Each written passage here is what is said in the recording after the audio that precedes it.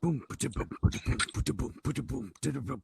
A side, B side. What side are you on? Hello and welcome to another episode of A Side B Side podcast. Hello, Adam. Hello, Brooke. How are you today? You know what? I'm better than I've been in a long time. I feel like your Minnesota peeps got it right yesterday. Yeah, thankful that those 12 jurors did their job and did the right thing. The I mean we I was at work and we changed the TV to watch it and everyone was pleased with the verdict. But I think the thing that just stuck with me was like how sad it was that it was unexpected. Like the whole Yeah. state, we have like 4,000 National Guard troops. The places, like buildings were boarded up. Even in like they announced that it was going to happen, and we had an hour of lead up time, and in that entire hour, I was sick to my stomach. Everyone I talked to was nervous, and like it's really pathetic that until it actually happened, no one was sure it was going to happen, and we saw the man die on video.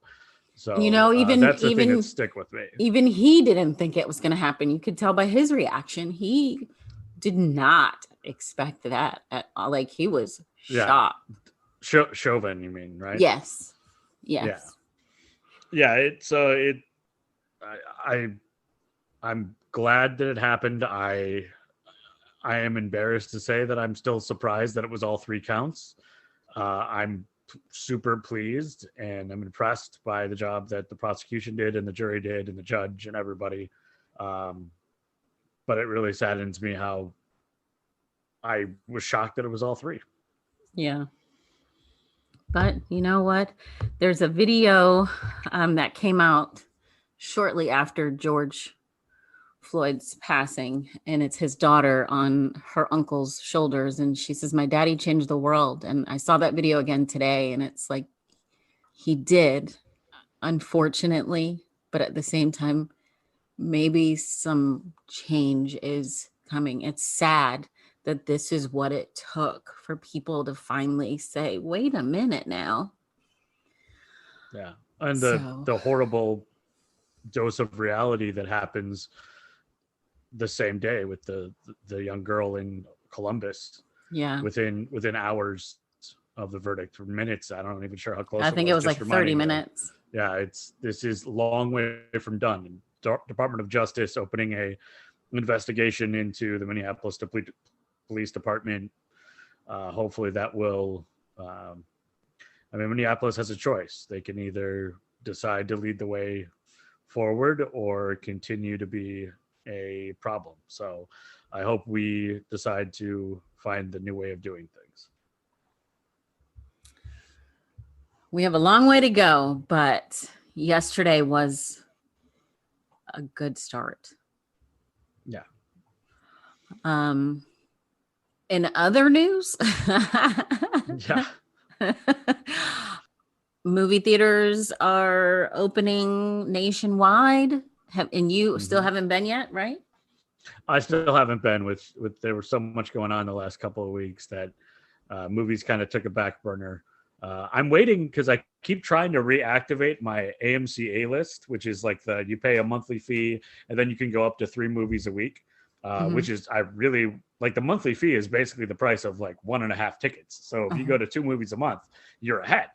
And I'm such a sucker for deals that I'm like, okay, let me reactivate. And I keep trying to do it. And it says you've reactivated. And then I refresh and it's not reactivated. So I don't know if it's a thing yet, but I really want to get back there. Now we've got Kong, Godzilla versus Kong. And then we got Mortal Kombat that's coming out this week. And there's some exciting stuff on the way. So the trailer just for Shang-Chi of the Marvel Cinematic Universe came out this week, which looks amazing. So that's going to be this fall, and so I'm trying to temper my expectations because I really want to get back to theaters and hopefully someday live music. Well, the first 9 minutes of Mortal Kombat is on HBO Max. Yeah, and it's been leaked on all sorts of YouTube channels as well. Regal Theaters has something similar. They have the Regal Unlimited, so you pay a certain fee a month, and it's probably a movie ticket and a half, and you can go unlimited. So, like before, I would go hit 2-3 movies on a Sunday. I mean, I would just spend like my entire Sunday at the theater. So, I don't know that I'm willing to do it that in depth, but like going to a movie or something, it would be so nice. Yeah. Well, and the interesting thing is every time I've looked to buy tickets, it's usually like a day ahead of time, but there's nobody else in the theater. Mm-hmm. So I don't blame them for like being like, hey, we got to charge for all the tickets because no one's coming. Yeah. But hopefully they'll return. And they're still not doing matinees up here, which that was my thing. I'd go midday when it was pretty dead, like to a 1:00 showing. And we're just doing evening movies, at least up here in Minnesota. So this week, movie wise, movie wise, I watched the new Idris Elba movie called Concrete Cowboy, which was interesting. Ooh. And based off of real people, but the story is fictional, but it's about cowboys basically in Philadelphia. They have their horses and stuff like that in the city. So it's pretty cool. I forget the name of them. I forget the name that they go by, but a really cool story. Like I had no clue that was even a thing. Like it's really impressive. Yeah, I remember seeing a trailer for that, and then it completely slipped my mind. The first idea that like Concrete Cowboy came into my brain is last summer during a lot of the Black Lives Matter protests. I think it was in Dallas. There was a parade of black cowboys in like downtown Dallas. Yes. And those pictures were like all over, and it would just look really cool. But yeah, I totally forgot about it. It's got the kid from Stranger Things. Yeah. Yeah, it's got quite a few people. Method Man is in it. Nice. So that was pretty cool.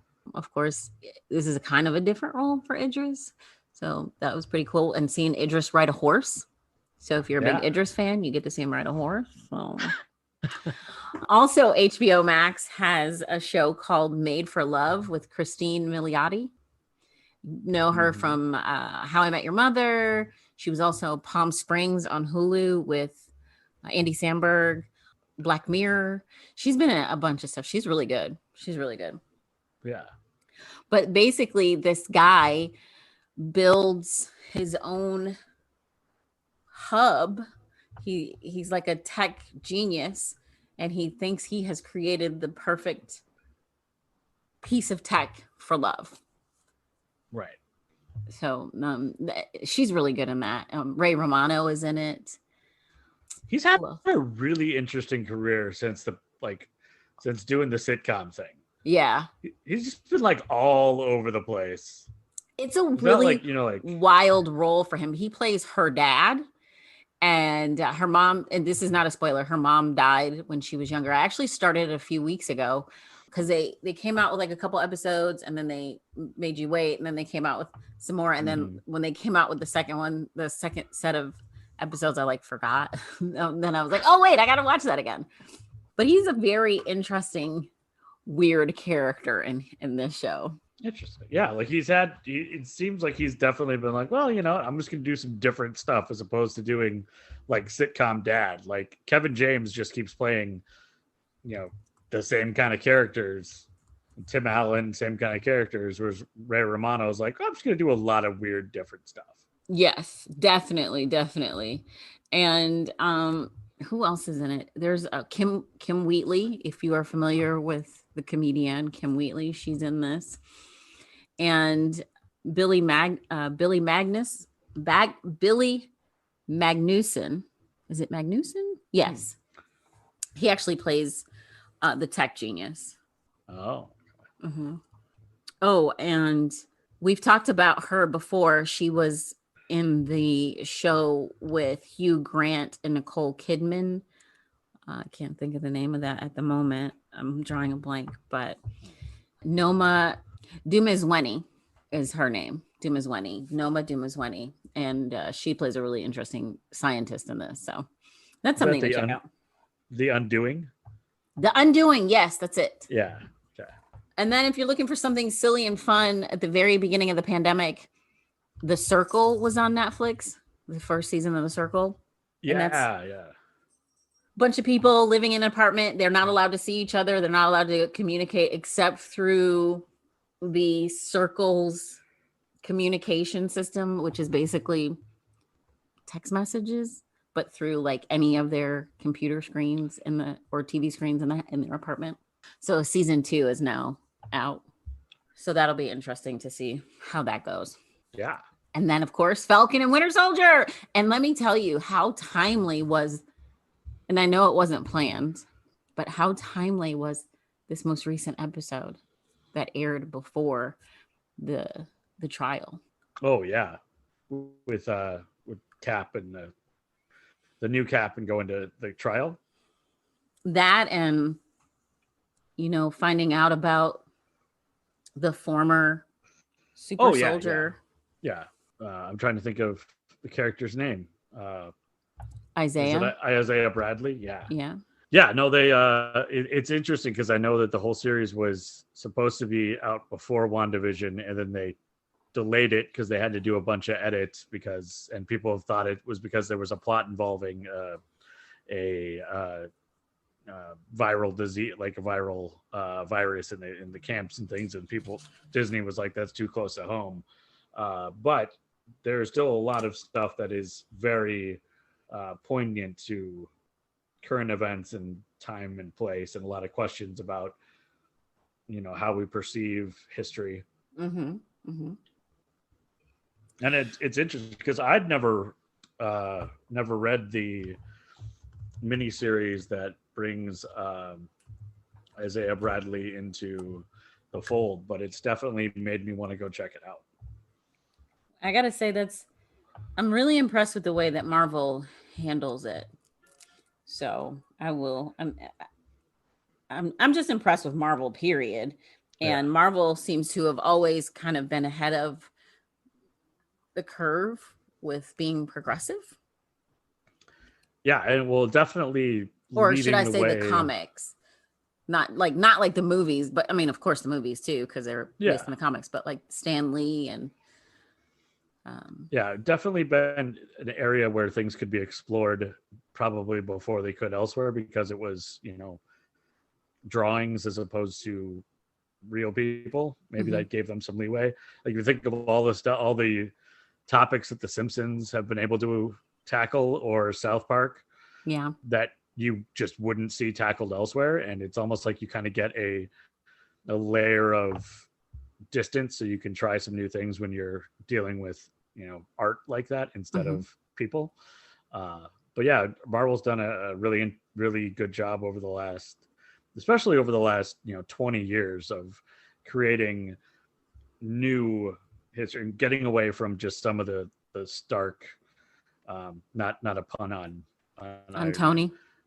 But just trying some new stuff and taking, like, the miniseries that Isaiah Bradley became part of the universe, came out in 2003, and dealing at that, but that's 18 years ago. It's definitely ahead of the day.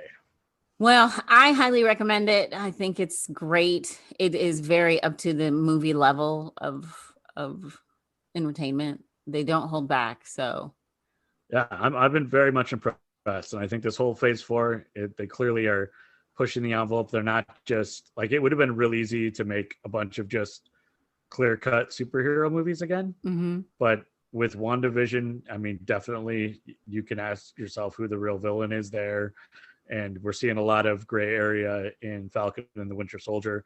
And I just get the vibe that this whole phase is going to be about complicated stories and blurring the lines and not having a lot of obviously right and obviously wrong, black and white scenarios. So I think that's a brave choice. And I will say this, not that Chris Evans has to worry because he's still my husband, but Sebastian Stan, he's definitely boyfriend material. His sweater is definitely made from boyfriend material. I do love like the so easy joke, but it works where the stop it, don't hit on my sister sort of stuff, and like how he's just a charming guy. But then the funny part is kind of like that plays against that first episode where here he is like he's charming and everything, but then like it's hard for him to connect with people because he's 106 years old. Right. Yeah. I saw it was really funny. It was a cute little TikTok that they had posted, Marvel or him, and it was kind of a behind the scenes thing where they threw him a 103-year-old birthday party. It was pretty funny. Nice. It was really pretty funny. Yeah. But anyway, so what have you been working a lot? Have you watched anything? Working the last couple of weeks here in Minnesota have been unique. So there's been a lot of news and Twitter and local media watching as well. Still been keeping up with Falcon and Winter Soldier and the new Kung Fu series on CW, which is really fun. Acorn TV released a couple new episodes of Midsummer Murders that are new to me. So those are the British murder mystery that each episode is like a full-length movie. It's like an hour and 40 minutes. So I've been slowly letting myself watch those so I don't burn out of them too quickly. And then actually started a new documentary on Hulu this week. It came out yesterday, Tuesday, the 20th, that I had my topic for today's A-side kind of halfway done. And then I saw the trailer on Monday, and then I started watching the first episode yesterday. And it sent me on a whole different tangent for the A-side this week. And it's a documentary, it's a true crime documentary and it's called Sasquatch.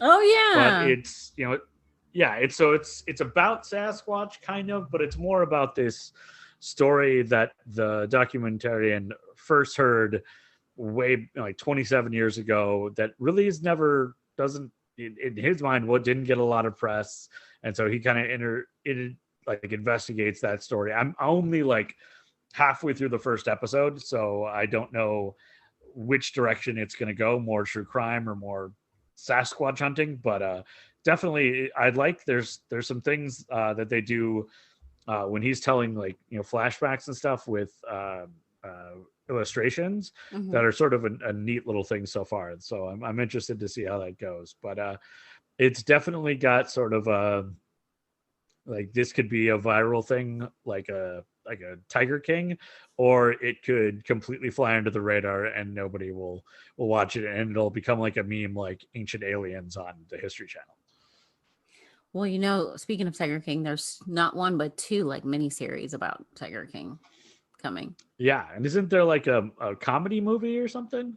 Well, there's a movie with Nick Cage, and then there's a movie with an actor who basically you could say is that guy from that show where he plays in a lot of stuff, but you would recognize his face but not his name.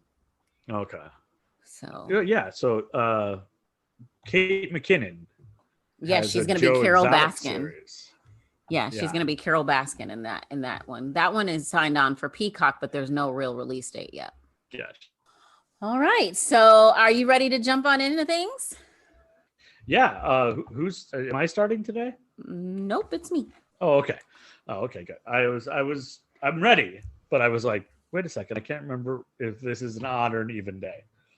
It is an odd, so that would mean me.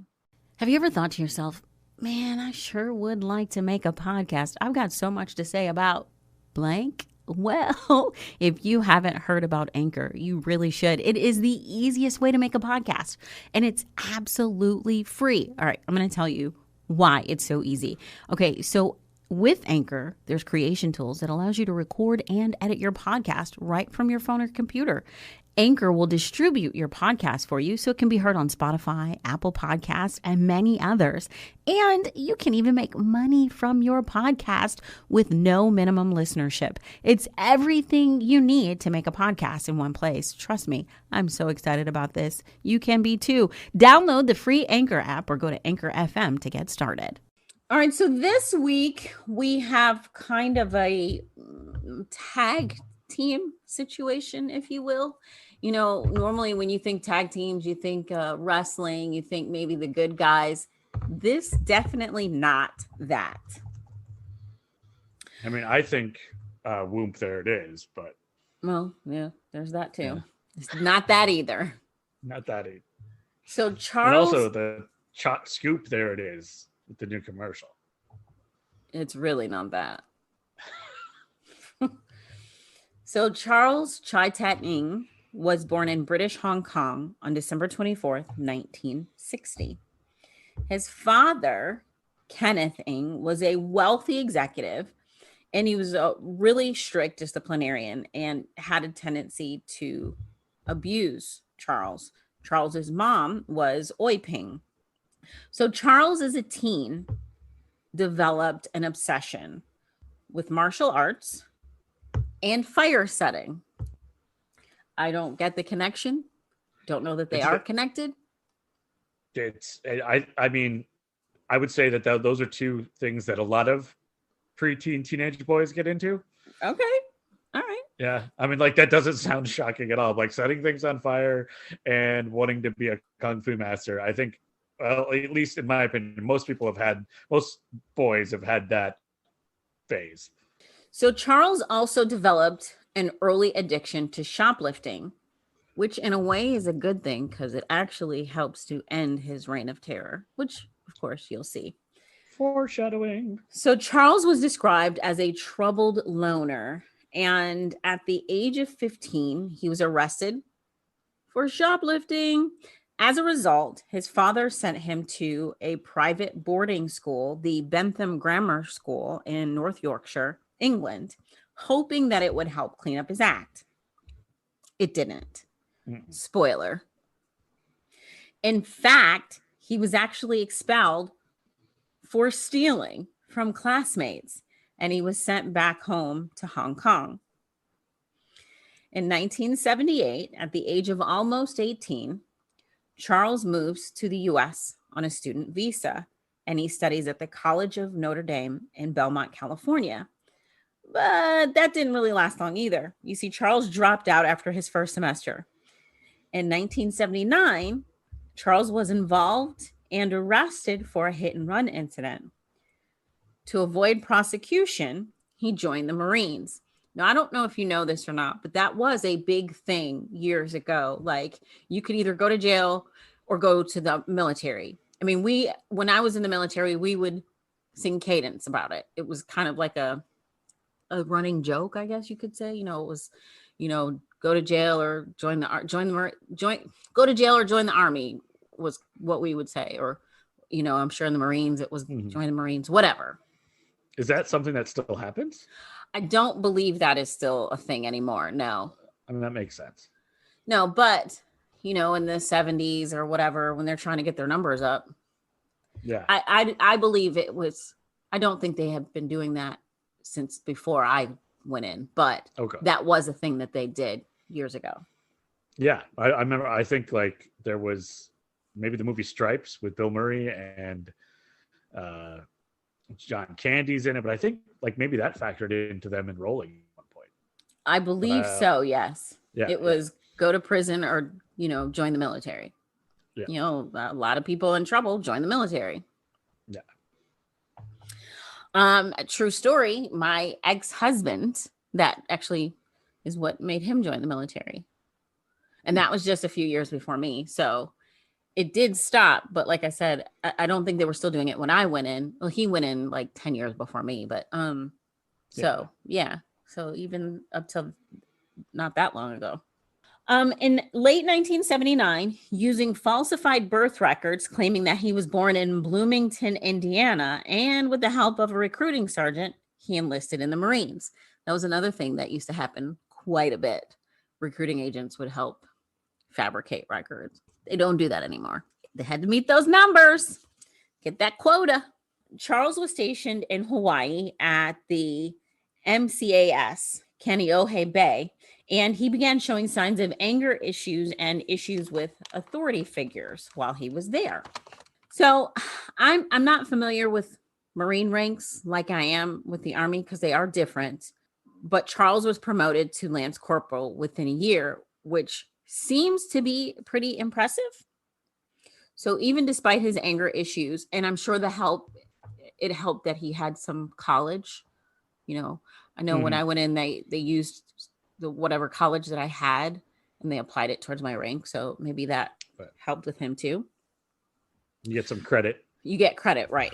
So that pushed me up rank. So that may have been the case with him as well. I don't know.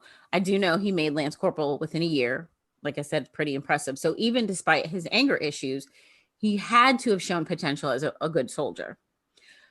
That potential didn't last long, though, because he was soon arrested by MPs for stealing. We see a theme here. He stole $11,000 worth of automatic weapons from the armory. Oh, boy. Charles was sentenced to 14 years in a court-martial. Somehow, some way, he managed to escape and ended up back in California, where he met Leonard Lake. So Leonard Thomas Lake was born October 29th of 1945. So he's got a few years on Charles. He was born in San Francisco, and at the age of 6, Leonard's parents separated, and he and his siblings moved with his mom.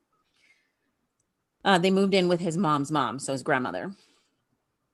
Leonard was a very intelligent child, but he also had serious issues.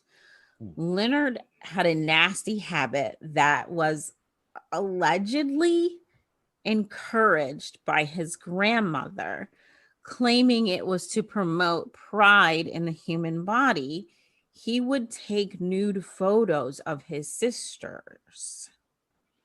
This caused him to become obsessed with pornography. According to the Encyclopedia of Serial Killers, Leonard extorted his sisters with the photos, forcing them to perform sex acts. He also collected mice and killed them by dissolving them in chemicals. Dissolving them? Yeah. As disturbing as that is, keep that in mind because it's going to come up again. Well, yeah, probably was a future test run.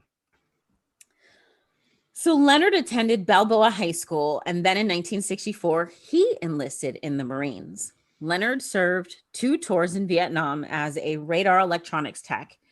It was during his first tour that he was hospitalized for, quote, exhibiting psychotic reactions, but he was returned to duty. After experiencing what's been called a delusional breakdown in Da Nang, Leonard was medically discharged in 1971. He was also diagnosed with schizoid personality disorder. It is not the same thing as schizophrenia. So SPZ or SZPD is characterized by a lack of interest in social relationships and a tendency toward a solitary or sheltered lifestyle, secretiveness, coldness, detachment, and apathy. So Leonard moves back to San Jose and enrolls in San Jose University, but he dropped out after a semester.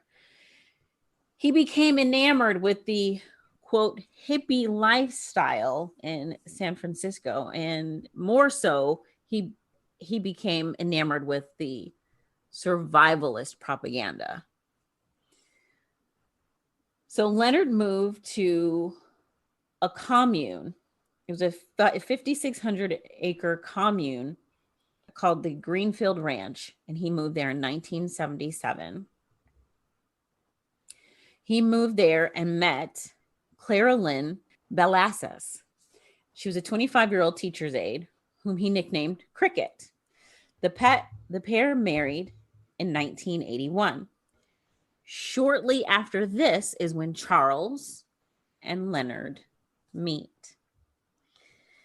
And oh, how we wish they hadn't. So Leonard was previously married while serving in the military, but she left him, as would Clara Lynn. Leonard made amateur S&M and bondage-related porn and forced Clara Lynn to participate. When she couldn't stomach it anymore, she left. So Leonard and Charles allegedly met through an ad in a War Gamer survivalist magazine in 1981. Leonard invited Charles, the escaped convict, to live with him in his cabin near Ukiah. Next to the cabin, let me go back. Leonard was an extreme racist, but that seemed to only focus on Blacks and Latinos because obviously Charles is a minority. He was born in Hong Kong. He's Chinese. So next to the cabin, Leonard had built what his journals described as the dungeon. It is believed that by this time, Leonard had already committed several murders. One of those murders being his brother and his best friend and best man, Charles Gunner. He stole their money and he stole Charles Gunner's identity. In 1982, the FBI raided the mobile home the two shared, seizing a large stash of illegal weapons and explosives. The pair were arrested for firearms violations. Leonard was released on bond, but skipped bail. He then hid out at a remote cabin owned by his ex-wife, Clara Lynn, in Wilseyville, in the foothills of the Sierra Nevada mountains, about 150 miles east of San Francisco. Charles was returned to the Marines and took a plea deal in which he was paroled and dishonorably discharged in 1984, serving 18 months at Fort Leavenworth. After his release, the pair reunite in Wilseyville. Over the next 2 years, Charles and Leonard began a pattern of rape, torture, and murder. So Charles and Leonard built a cinder block bunker that held their victims captive. The duo did not discriminate when it came to their victim selection, but they seemed to get more pleasure from female victims. The room itself was 6.5 foot by 3.5 foot. And when it was discovered by police, the only items in there were a bucket and toilet paper. The room was also outfitted with a one-way mirror, allowing someone on the outside to view in. It also had a list of typewritten rules inside the bunker. You have to hear these rules because these two, we already know they're crazy, but when you hear these. So, rule number 1.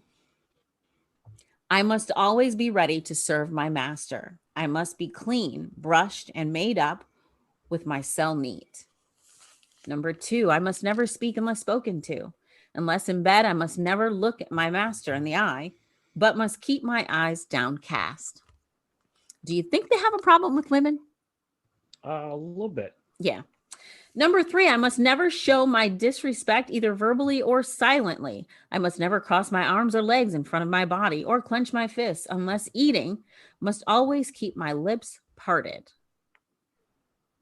Number 4, I must be obedient completely, and in all things I must obey immediately and without question or comment. Number 5, I must always be quiet when locked in my cell. And number 6, I must remember and obey any additional rules told to me. I must understand that any disobedience, any pain, trouble, or annoyance caused by me to my master will be grounds for punishment. Can I just say what in the actual farfignugan? There's a lot to unpack there, as they say. They have such a hatred toward women, and I don't know where it comes from for Charles because he had an abusive father, but from what I could find, it wasn't his mom, it was his dad, and maybe it was witnessing his father's abuse. But for Leonard, I'm sure this weird fetish of taking naked pictures of his sisters, encouraged allegedly by his grandmother, has contributed to that. Yeah, that's there's a lot of interesting ingredients in both of those mental soups.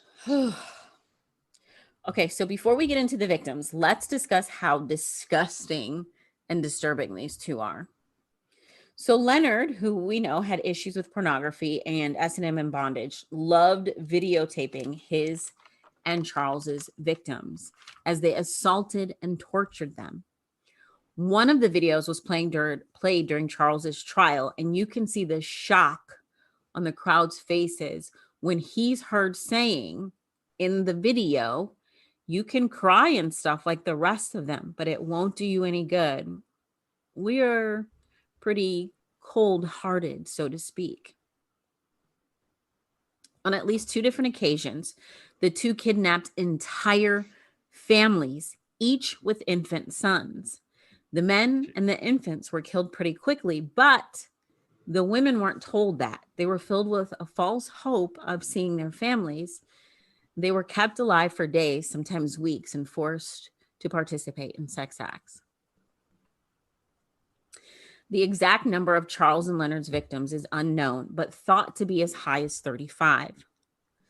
Some of their victims include their neighbor, Lonnie Bond, Lonnie's girlfriend, Brenda O'Connor, Lonnie Jr., the infant son of Lonnie and Brenda, Harvey Dubbs, Deborah Dubbs, and their young son, Sean. Also, their victims included Paul Costner, Randy Jacobson, Mike Carroll, Kathy Allen, Jeff Gerald, Charles Gunner, Robin Stapley, and Clifford Perez. Other victims included relatives and friends who came looking for Lonnie and Brenda, 2 gay males, and Leonard's brother, Donald. The FBI figures their spree started within a month of Charles's release. In July of 1984, Don Gioletti, a radio DJ or radio personality in San Francisco, had answered an ad in a magazine offering sexual favors for free from an Asian male and his roommate, Richard Carraza. They were both shot and killed by Charles. I'm sorry, let me backtrack. Don was fatally wounded. Richard, while critically wounded, survived, and he was later able to identify Charles as the shooter. A man named Mike Carroll, who was openly gay, Charles forced him to dress in what he called, quote, sissy clothes to lure in gay men for Charles to kill. Eventually, Charles tired of this game with Mike, and then he killed him. Clifford Perez went missing after winning $400 on a Super Bowl bet. Jeff Gerald went missing after agreeing to help Charles move some furniture. So you remember earlier we mentioned Charles's fondness for shoplifting, as he had been caught several times for stealing. It's this habit that ended up putting an end to the duo's killing spree. So on June 2nd of 1985, an employee at the South Lumber store in San Francisco called police after they witnessed Charles stealing a $75 vise. Charles placed it in the trunk of a 1980 Honda Prelude and then ran. The vise that he stole was actually one to replace a vise that had broken that they were using while torturing a victim. So police arrived and they found the car. After searching the vehicle, they found the vise and a .22 caliber pistol with a silencer. So some accounts say that Leonard was in the car and pulled over, and some accounts say he was in the store with Charles and stopped on his way out of the store. You know, I researched it, and there's there's just 2 different theories of how it went down. Okay. Regardless of what happened, Leonard was arrested, and he supplied the officers with an ID that had the name Robin Scott Stapley, who was 26 years old, from San Diego. The photo looked absolutely nothing like Leonard, who was obviously much older than 26. Right. Robin had actually been reported missing by his family several weeks earlier. So police ran a check on the vehicle, and it was registered to not Robin. It was registered to someone else, a man named Paul Costner, who had also disappeared from San Francisco on November 2nd of 1984.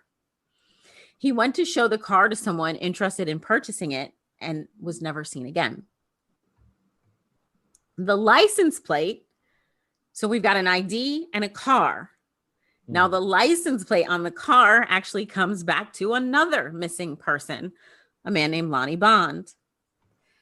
The gun in the car belonged to Robin, which makes sense because it was, well, actually, no, it was his ID. The car was... Yeah.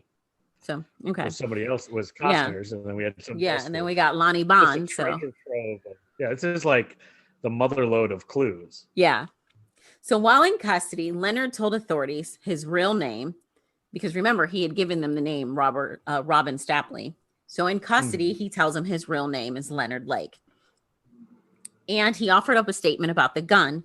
He also gave up his accomplice, Charles. Leonard then asked for paper, a pencil, and a glass of water. Authorities gave Leonard his requested items and then left him alone to write his statement. Leonard wrote a note to his ex-wife. Then he swallowed a cyanide capsule that he had hidden in a secret compartment on his body. It was either in his jacket or his belt buckle. Okay, because I thought we were going somewhere else with that. No. So okay. Leonard was rushed to Kaiser Hospital, where he slipped into a coma and was in the hospital for 4 days before being taken off life support on June 6th. Of course, that means Leonard died. Mm-hmm. So he left this note, remember, for his ex-wife. It says, "Dear Lynn, Clara Lynn, dear Lynn, I love you. I forgive you. Freedom is better than all else.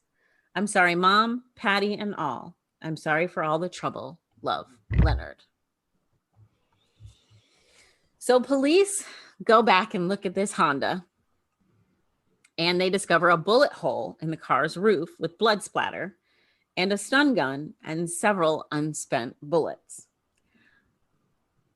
I'm going to give them the benefit of the doubt, but how did they miss the bullet hole the first time? Maybe it was a really beat up car. Maybe. Yeah. Under the passenger seat was a utility bill with Clara Lynn's name and the Wellesleyville address on it. They head on over to the cabin that Charles and Leonard stayed in. Charles is in the wind, but they did find way more than they expected. When they entered the cabin, we've already talked about the bunker that they found. They also found video equipment in one of the bedrooms, along with a bed with holes drilled into the posts that were used to tie up and restrain someone to the bed. Serial numbers on the video equipment indicated that it belonged to Harvey Dubbs, who had vanished from his San Francisco apartment, along with his wife, Deborah, and their infant son, Sean, in July of 1984. Vehicles belonging to Lonnie Bond and Scott Stapley were found on the property. The police then found, like we mentioned, the bunker, along with the toilet paper and the bucket and the list of rules in the bunker. They also found the book, The Collector. They found tools, handcuffs, women's clothing, and makeup.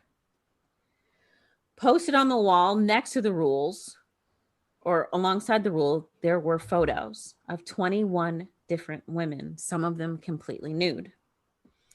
In a makeshift burial site, police discovered around 45 pounds of burned and crushed human bone fragments, corresponding to at least 11 different bodies.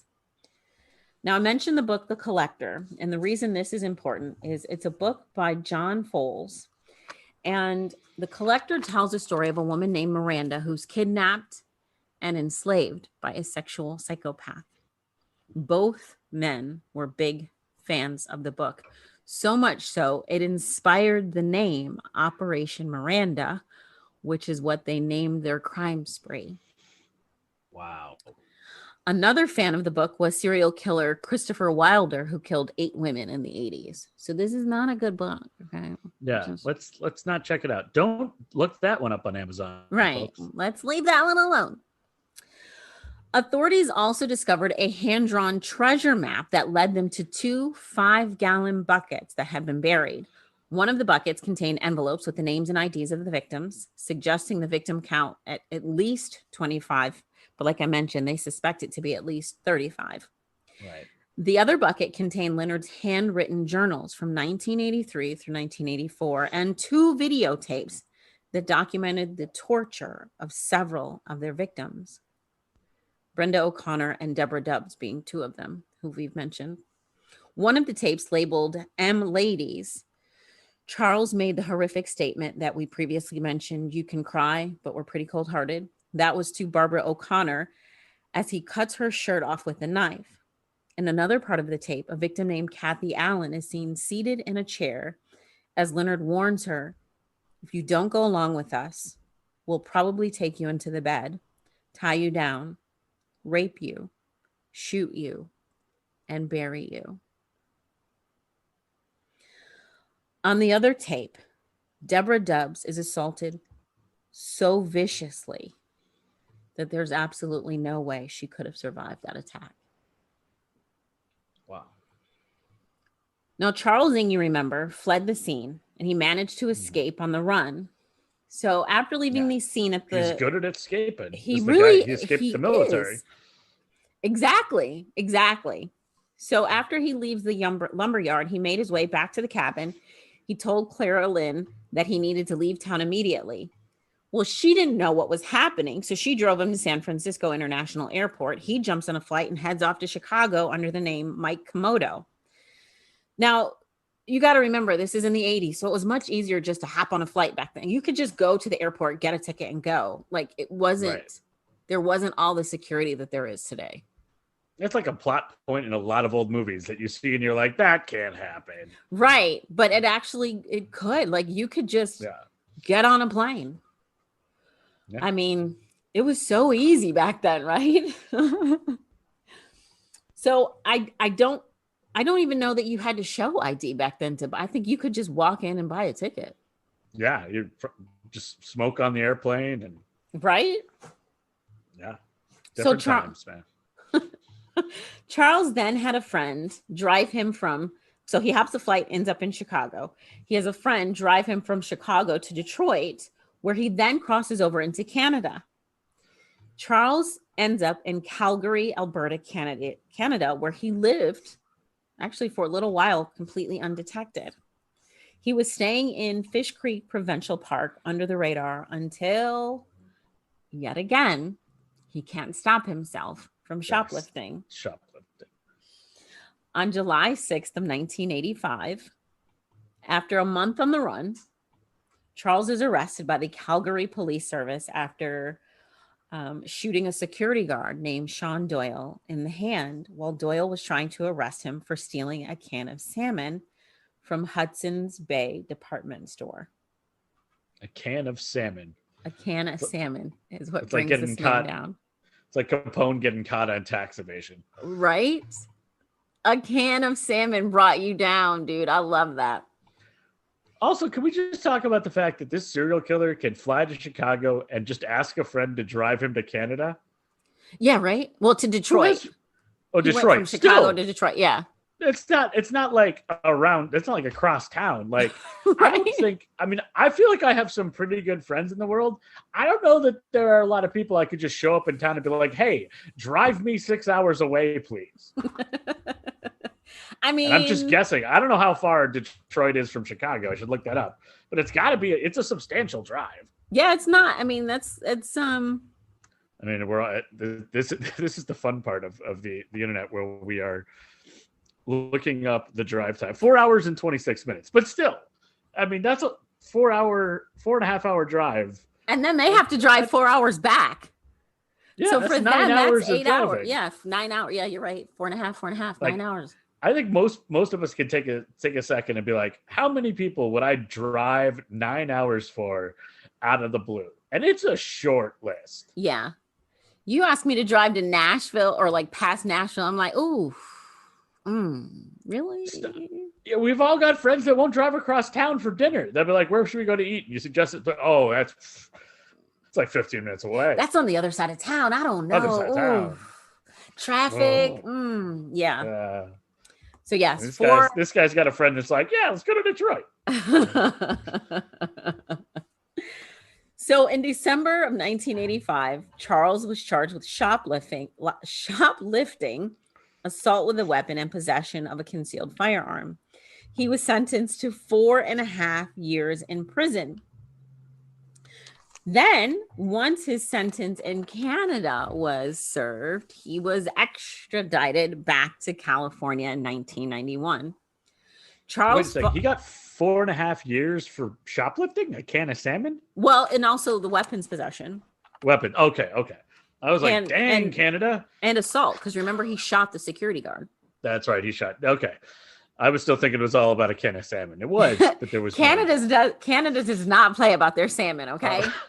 Yeah, I was like, do not mess with Canadian salmon. Yeah. That's expensive. So Charles fought the extradition and lost. So he ends up back in California, and in Calaveras County, Charles was indicted on 12 counts of first-degree murder. After a lengthy, drawn-out legal battle that involved multiple firings of attorneys that he declared incompetent, Charles went through 10 attorneys, some who defended him twice. Why? He also filed a malpractice suit against several of the former attorneys. He was eventually allowed to just represent himself. Because no one would work for him. Right, because everybody was incompetent. They didn't know. They're stupid. So in Folsom Prison, he was caught hiding maps, having fake IDs, and other escape paraphernalia. He sued the state over his detainment at Folsom, along with 4 different judges assigned to his case. He sued them. He sued the state over his detainment and the 4 different judges involved in his case. This guy put a lot of lawyers' kids through college. Man. He then lodged a series of complaints regarding the strength of his eyeglasses, the temperature of his food, and his right to practice origami in his cell. What? I mean, he didn't want to file a complaint about making him obey? Evidently. That's impressive. He didn't have a problem, making the women obey. That's true. Doesn't like when it's on the other foot. Right. So his trial finally began in October of 1998, 7 years after his extradition from Canada. That's how long and drawn out all of this was. I mean, that's just to reference our earlier conversation. That again, just amazed that the whole Derek Chauvin thing happened within a year. I mean, what all of these stories that we've gone through is how often does something like this happen where things get delayed and redone, and that's more common than not. I feel like unless we're talking about a story in Britain, it's like it takes forever. Now, Britain doesn't seem to play around. They're like, oh, you got arrested on Tuesday. You're going to court on Friday and jail on Saturday or prison on Saturday. Efficiency. Right. They're like, we are not playing around with you. No. Due process is really speedy. Okay. Yeah. So I don't think they have due process. I think that's that phrase though. Isn't that an American thing? I don't know. I'm not a legal expert. I watch a lot of Law and Order. I think they do. They're just more expedient with it. Oh, their due process is more processed. Yeah. They're more efficient, I guess. Yeah, they're very efficient. So his trial begins 7 years after his extradition from Canada. Clara Lynn cooperated with police and received immunity. She turned over weapons and other key material items to the investigation. She was called as a key witness in Charles's trial. Charles's attorney not himself this time, named William Kelly, surprised everyone when he dismissed Clara Lynn without asking her any questions. Even with video evidence and Leonard's diaries proving otherwise, Charles maintained that he was merely a witness in this whole thing. He claimed that it was in fact Leonard that planned and committed all of the kidnappings, rapes, and murders. He also used the abuse of his father as an excuse, saying he did these things for Leonard's approval because he viewed the man 15 years his senior as a father figure, big brother that he always wanted. Yeah. It wasn't me. It was the guy who's already dead. Right. He's not here to defend himself, so I'm going to put it all on him. A psychiatrist who did not view the tapes testified that Charles had dependent personality disorder. A clinical psychologist testified under cross-examination that he agreed with the dependent personality disorder diagnosis and added that Charles's behavior in the tapes indicated that he was attempting to mirror and please Leonard. 4 prison guards, 2 sheriff's deputies, a prison library employee, and a prison counselor all testified that Charles was a model prisoner. I gives a damn. He killed many, many people. I don't care how model he is. What was his favorite color? Does that also factor in? Yeah. Get this. 4 Marines who knew Charles while serving said he was quiet and well behaved. I mean, you know, when he's not stealing weapons and getting court-martialed, right? Up until that, grand theft, whatever. He was really nice. And fleeing and capture. I mean, he's a nice guy. Both of Charles' parents testified about his troubled childhood and expressed remorse for his actions. Charles took the stand in his own defense, which, of course, opened the door for prosecutors to introduce more evidence, including a photo of Charles in his prison cell surrounded by cartoons he had sketched of his victims. At one point in the trial, somehow Charles was able to get the phone number of one of the jurors and contacted them at home in an effort to cause a mistrial. That effort was not successful. How does he even... Yeah.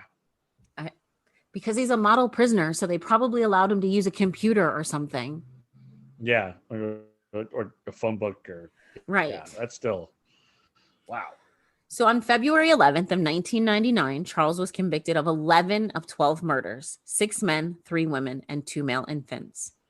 He was found not guilty in the murder of Paul Costner, despite evidence that he and Leonard obviously had knowledge of Paul, had his car, and his ID. Charles was sentenced to death by lethal injection. Currently, Charles still remains on death row in San Quentin prison. No executions have taken place in the state of California since 2006. He's probably still just suing people left and right. And planning his escape and suing because he can't see well because of his eyeglasses, his food's too cold, and he wants to do origami. Yeah. I don't know if I'd give this guy origami. He'd probably make a shiv out of it. Man, this guy, what a piece of work. First of all, can we go back to Leonard for a second? Who was I'm going to rape and torture all these people and then kill them. Oh, but I'm too much of a punk to deal with the consequences, so I'm going to kill myself. Yeah, that's the easy way out. Also, apologies to England and the Magna Carta, which is where the phrase due process originated. So definitely, I was right. Definitely they have it since they made it. Yeah, I was right. I'm going to do my happy dance. Just being an ugly American over here thinking we invented everything. Oh no, I think that was first an American idea. That freedom thing. Yeah, we came up with that, I think. America. Pretty much the world started in 1776. Everything before that was basically cavemen. Hey, there's a lot of people around here that think that. Well, I fell into it. So, man. But there you go. That is the story of Charles Ng and Leonard Lake, two of the most despicable humans ever. Did they ever get like a catchy name? For the two of them? Yeah. There wasn't No. like a... No, that's good. No. Sometimes I think it's unfair that they get like band names. Oh, like last week when they had like real life Dexter or Brazilian, or not last week, a couple weeks Yeah. ago. Well, that's or like the Golden Gate Killers, like they definitely, they get like little titles. It's like, that's not fair. Yeah, no. They named their own cells or their crime spree Operation Miranda, but that's about it. Yeah. But names are never as good if you try to give them to yourself.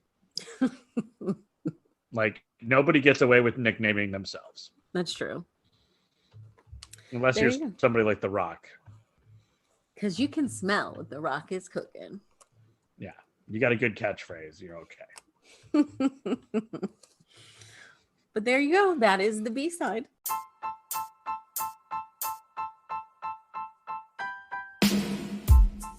This is Kevin Armstrong, your host for Movie Battle. Each episode, we take two films and put a superfan of each against one another to decide which one is best. The only rule we have is that you come correct. If you're interested in being a guest on Movie Battle, please check us out on Facebook, Instagram, or Twitter. So it is now time for the A-side, and ironically, or not ironically, I'm not sure how to use that word because I grew up when Alanis Morissette turned it into a song, and now I don't know what definition means. But in a weird connection, we'll go with that. My side, the A-side, also deals with someone hiding in a basement, but it's a lot more heartwarming and fun, and there's a lot less death. So I mentioned earlier that that's that's what we strive for here on the A-side. A lot less death. Not a great tagline, but not a horrible tagline. So as I mentioned earlier, I started watching this new documentary on Hulu, Sasquatch, which is a true crime, but also they're searching for Sasquatch. And I started thinking about Sasquatch and all of a sudden realized that I had yet to talk about one of my favorite movies from when I was a kid, and movie that was probably more impactful to me and more beloved than a movie that arguably inspired it. So in the 80s, everything kind of had an echo of E.T. E.T. was such a huge hit that many movies were E.T. inspired or E.T. light or has the feeling of E.T. And Steven Spielberg was connected to everything because of the huge, like crazy success of E.T. and so many other things that he was involved in. One movie that he was involved in was Harry and the Hendersons.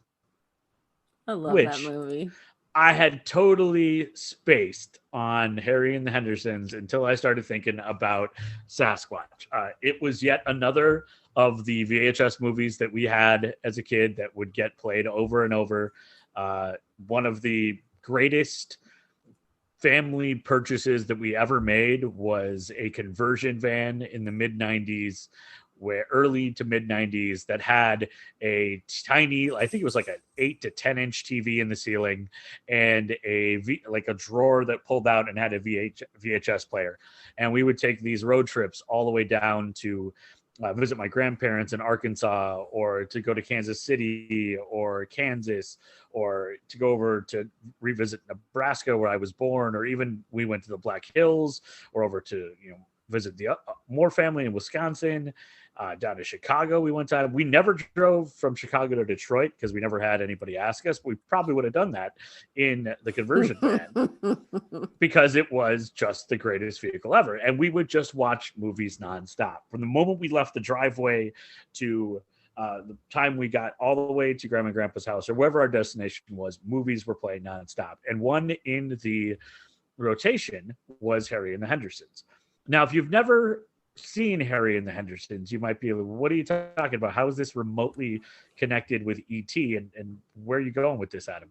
Well, Spielberg, again, was sort of the big guy in the 80s after E.T. and all of his other successes. And he ran into a gentleman named William Deere, who directed an episode of the sci-fi horror fantasy anthology TV series called Amazing Stories, which ran for 2 years from September 85 to April 1987. And the Spielberg loved the episode and asked if the guy had anything else in the works. And he showed him a portion of a script that he'd been working on with 2 other guys named William E. Martin and Ezra D. Rappaport. And it was for Harry and the Hendersons. And Spielberg loved it and said, hey, I think we should make this. So he agreed to a deal to produce the project for his company, Amblin Entertainment. However, by the time they actually got to filming, Amblin and Spielberg took their name off the movie because there was some friction, and he felt like his input was not being listened to, and so it wouldn't really be a Spielberg movie, and he didn't want to distract from it. Took his name off it. However, everybody still referred to it as a Spielberg movie because he was connected to it. So everyone was expecting big things, and you've got this story of a family dealing with a visitor or a house guest that is different from them, that very much mirrors the classic E.T. story setup. So Harry and the Hendersons began photography in 1986, and it was shot on location in Seattle, Washington, which is also the location in the movie. Mm-hmm. They shot in downtown Seattle and in the Cascade Mountains just east of Seattle. The sneak previews to the movie were held in 87 and a week before its opening. And Hollywood Reporter said that the previews were so well received that Universal Studios bumped up the number of advanced screenings to 1,400 for the opening night. So expectations were raised. They were like, this is connected with Spielberg. We've gotten good feedback from the advanced screenings. It's gonna open up even bigger. However, it didn't exactly light the box office on fire. It opened on over 1,400 screens in June of 1987 and took in only $4.2 million in its first 3 days, which, I mean, was pretty good. It was only made for $10 million, so they made 40% of their budget back in 3 days. That was respectable, but people were expecting a lot more. Universal panicked and decided to change the ad campaign. The ad campaign at first, it kind of hidden Bigfoot. And just, with the name of Harry and the Hendersons, it doesn't automatically say Bigfoot is in the movie.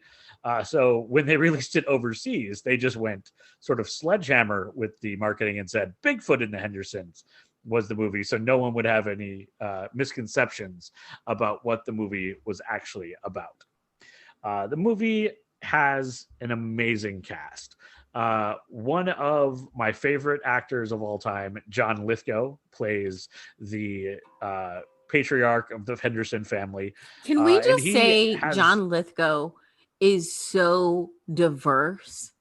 Because there's a generation of kids that only know him as a comedic actor, and there's a generation of people that know him as like the bad guy. Yeah, like Denzel Washington.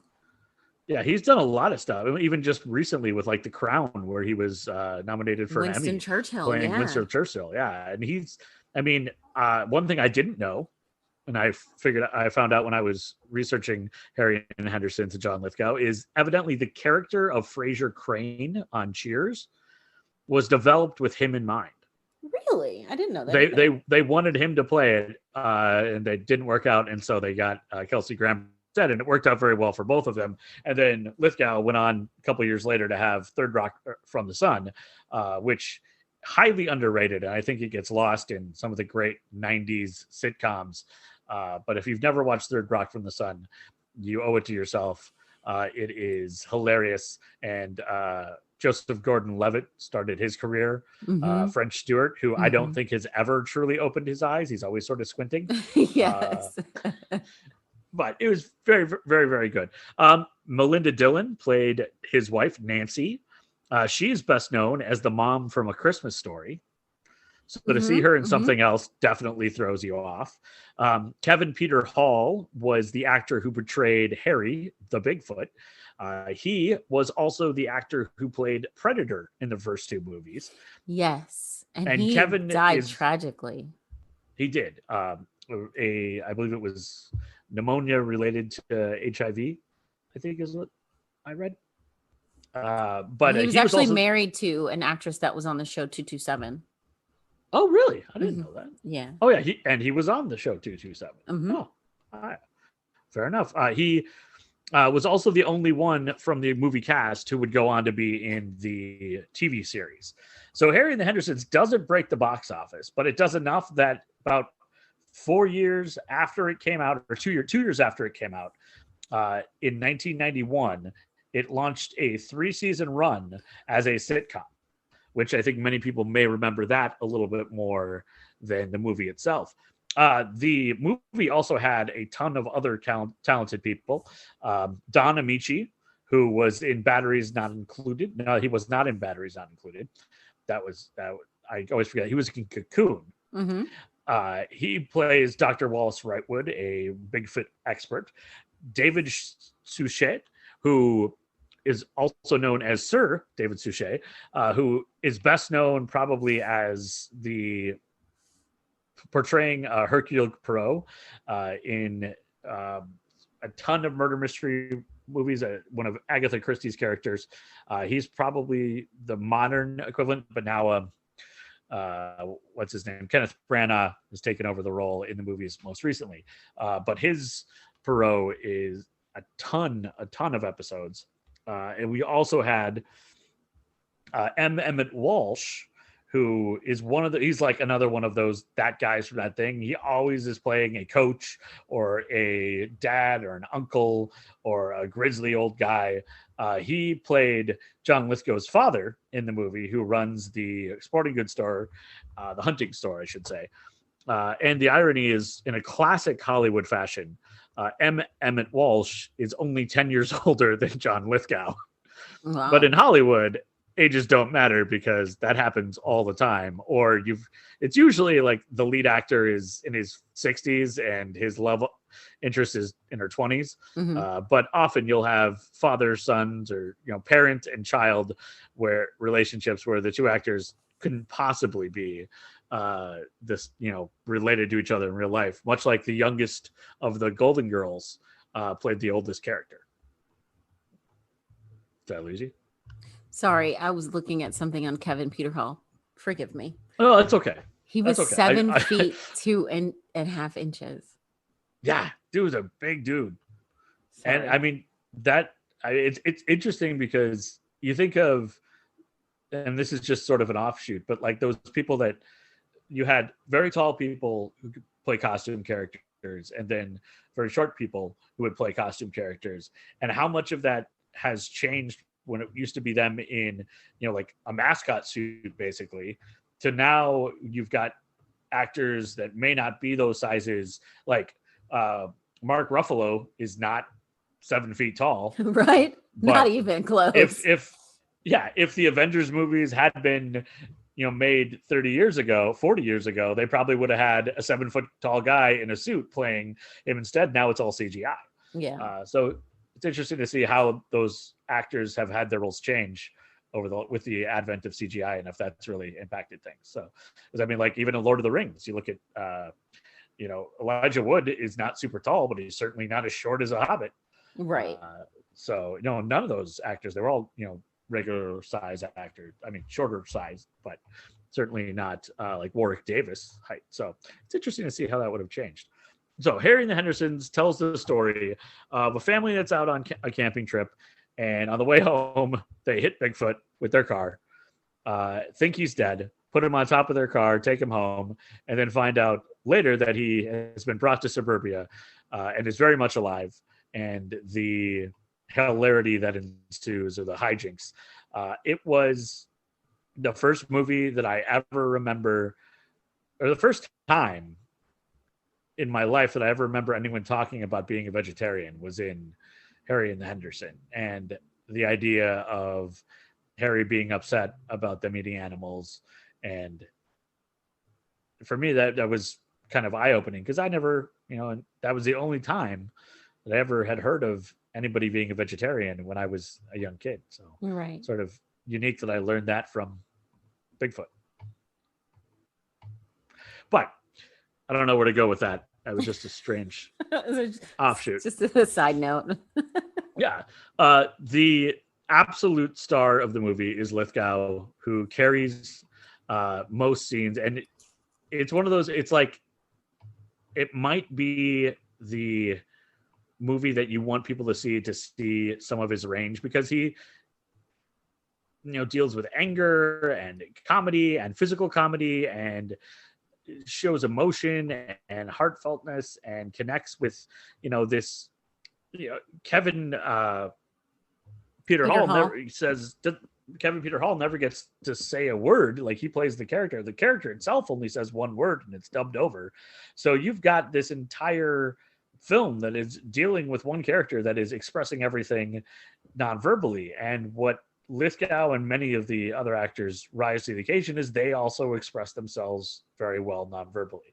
And Lithgow being I think it comes back, his background being more on the theater, and when you deal with being on stage versus being in front of a camera, there are certain things that you have to do to express yourself on stage to be read by an audience that is, in the back of the theater, that may come off a little bit bigger on camera, and finding that nuance between how to display an emotion or an action on stage versus on screen. Mm-hmm. And he always has done an amazing job. And I think that sometimes actors that have that experience on stage can give you some of the best small movements as well. Yeah. Because they're so used to giving their whole body to convey things. It's a great movie about a fish out of water and how people can change.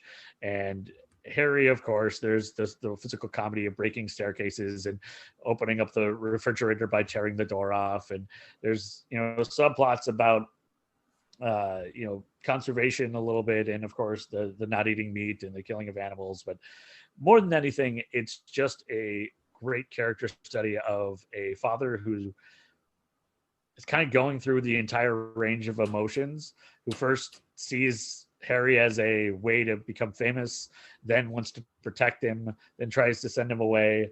And in one of spoiler alert for a, 35-year-old movie, in one of the biggest moments of the film is near the end, when George, played by John Lithgow, is so angry at another character, this character played by David Suchet, who's been hunting Harry, and he shows more the monster than Harry is, because he is going to attack and is finally stopped by Harry.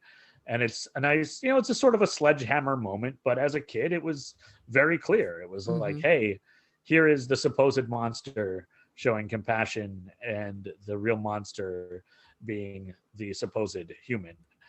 So that stuck with me for a long time. And it also has one of the great lines, and this was a problem for my mental state in watching movies in grade school and high school and even into college, heck, even today.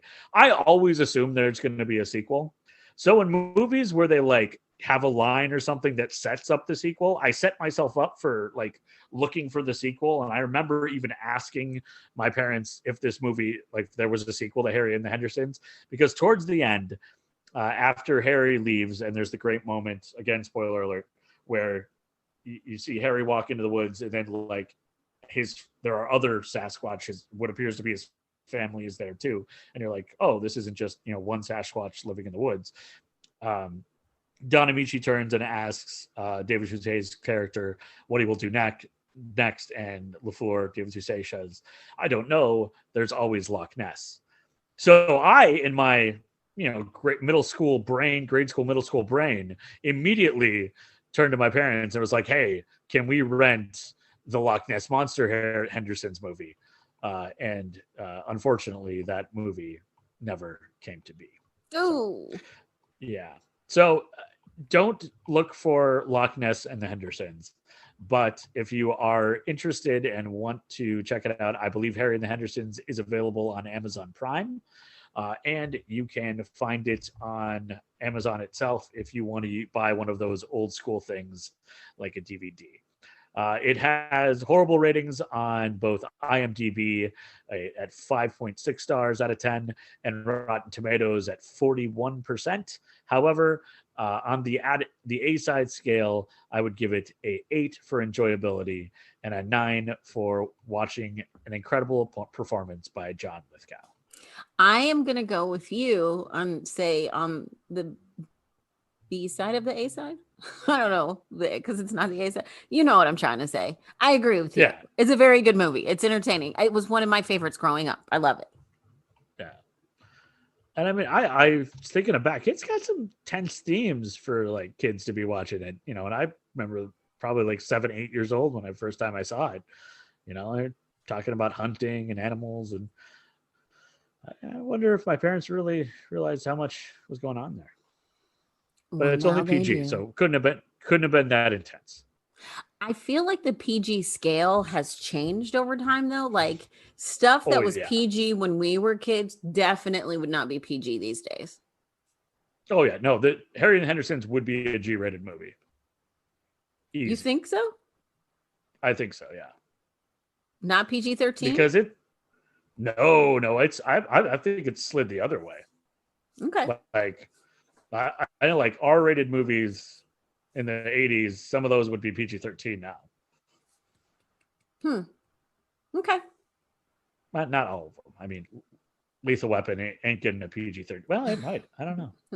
Oh, fun little notice. So in Harry and the Hendersons, the car they drive is this big, you know, station wagon that seemed to be like a, you know, the same style station wagon that showed up in like National Lampoon and in Lethal Weapon. And somebody actually looked at the damage done to this station wagon in Harry and the Hendersons and compared it to the damage done to Murtaugh's station wagon in like Lethal Weapon 2. And they were like, yeah, they're very like the same 3 parts are broken. So somebody was claiming that it's the same station wagon.